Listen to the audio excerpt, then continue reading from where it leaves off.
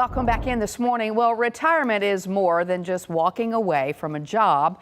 There's also a significant emotional aspect tied to retirement, of course.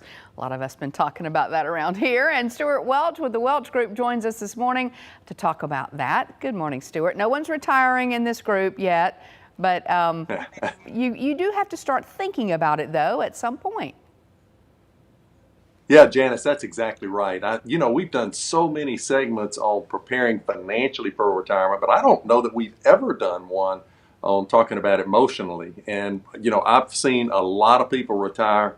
A lot of people actually do very well in retirement. They thrive, but I've seen a lot of people who have struggled. And so we want people that are thinking about retirement, say you're in the next, 5 or 10 years, to be sure that you're emotionally prepared for that. So we prepared 3 questions. And one thing I'll mention before we get started is people are retiring earlier, on average about age Really? 60.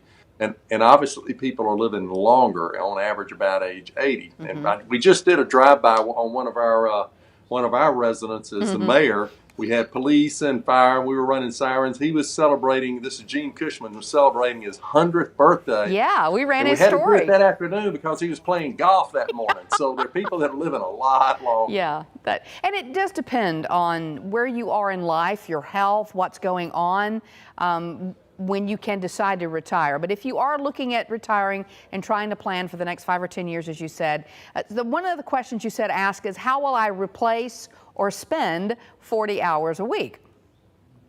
Yeah, and Janice, this is every week for the next 20, 30 years. It's a big void.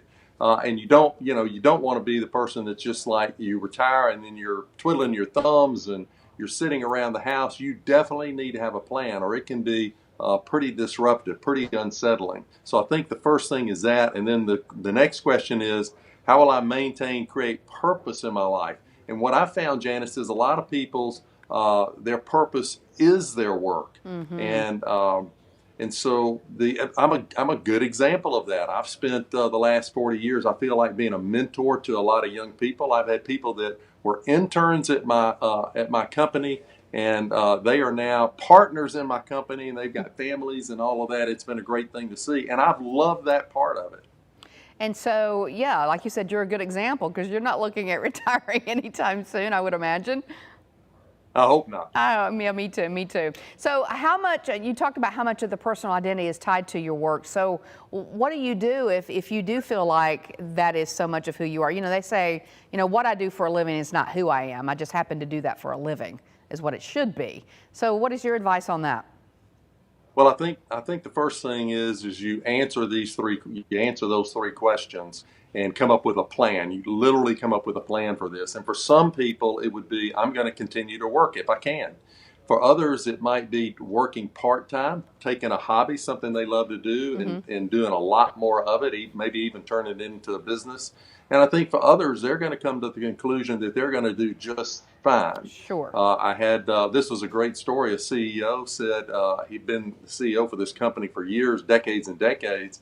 And when he retired, he gave a talk and he said, "Nobody laughs at my jokes anymore." And I thought, wow, that's a really cute statement, but wow, how deep is that he had so much identity really around his work. So I think you want to be very thoughtful. Make sure that you have a game plan. If you have the opportunity, you might want to actually do a trial run. Take a month off and see what that's like. That sounds good. All right, Stewart Welch, thank you, sir. Good to see you.